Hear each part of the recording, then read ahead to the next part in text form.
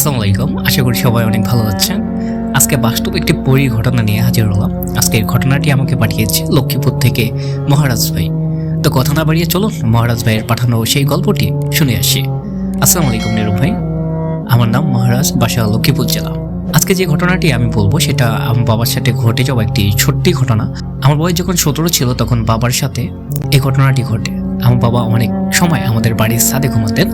ছাদে ঘুমার মধ্যে বাবা কেমন জানি মেয়েদের কণ্ঠে কথা বলতেন। বাবার মাঝে কেমন জানি পরিবর্তন আসে। বাবা দাদা দাদির সাথে রাগ করে কথা বলতেন, বাড়ির খাবার খেতেন না।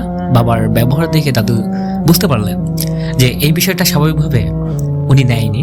তো আমাদের মসজিদের যে হুজুর আছে তার কাছে যান। হুজুরকে সব কিছু খুলে বলার পর হুজুর আমাদের বাড়িতে আসেন।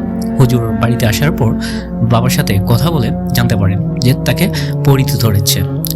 তো বাবাকে পরিতে ধরায় হুজুর তাবিজ দেন তাকে। এইভাবে 6 থেকে 7 মাস বাবার তেমন কিছু ঘটে না, সব কিছুই ঠিকঠাক চলে। একদিন বাবা গোসল করার সময় ওই তাবিজটা বাড়িতে পড়ে যায় এবং হারিয়ে যায়, যা বাবা জানতেন না। ওই দিন রাতের ঘটনা। বাবা ঘুমের মধ্যে আবার কথা বলতে থাকেন। শুধু তাই নয়, বাবা শূন্যতাও ভাসতে থাকেন। পরে সকাল হলে বাবা দাদার কাছে গিয়ে সব কিছু খুলে বলেন। তো বাবা বলেন রাতে পরিতাকে সাথে নিয়ে যান, বাবাকে বিয়ে করতে চান। বাবার কথায় দাদা আপার বাড়িতে হুজুর নিয়ে আসেন। হুজুর আসার পর সেই পরীকে হাজির করান। পরী হাজির হয়ে বলেন যে বাবাকে নাকি তার পছন্দ হয়েছে, বাবাকে বিয়ে করে তার সাথে নিয়ে যাবে। পরীর কথা শুনে হুজুর পরীকে বুঝায়, রাগও দেখায়, কিন্তু পরী বাবাকে ছাড়তে রাজি হয় না। এদিকে হুজুর বাবাকে ঝাড়ফুঁক দিয়ে দেন, আবার তাবিজ দেন, বাড়িটাও বন্ধ করে দিয়ে যান। তারপর থেকে আর কোনো সমস্যা হয় না। পরী বাবাকে ছেড়ে চলে যান। জানি না কতটুকু সাজিয়ে বলতে পারছি, আশা করি আপনি সাজিয়ে গল্পটা পোস্ট করবেন। তো এই বলে মহারাজ ভাই তার গল্পটি শেষ করেছেন।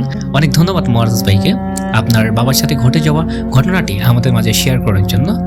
আপনাদের বা আপনার পরিচিত কারোর সাথে ঘটে যাওয়া কোনো ঘটনা থাকলে আমাকে বলতে পারেন। যারা এখনও আমার ফেসবুক পেজের সাথে সংযুক্ত হন নাই তারা অবশ্যই সংযুক্ত হয়ে যাবেন। তো ভিডিওটি কেমন লাগবে অবশ্যই কমেন্ট করে জানিয়ে দিন। দেখা হচ্ছে সুন্দর আরেকটি নতুন ভিডিওতে। আল্লাহ হাফেজ।